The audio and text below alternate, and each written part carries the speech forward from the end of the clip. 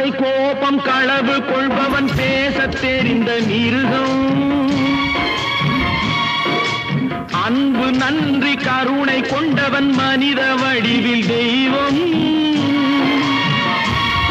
இதில் மிருகம் என்பது கள்ள மனம், உயர் தெய்வம் என்பது பிள்ளை மனம்.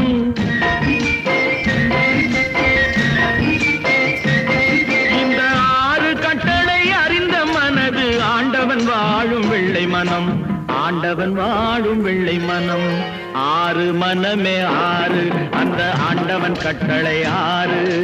தேர்ந்து மனிதன் வாழும் வகைக்கு தெய்வத்தின் கட்டளை 6, தெய்வத்தின் கட்டளை 6. 6 மனமே 6, அந்த ஆண்டவன் கட்டளை 6.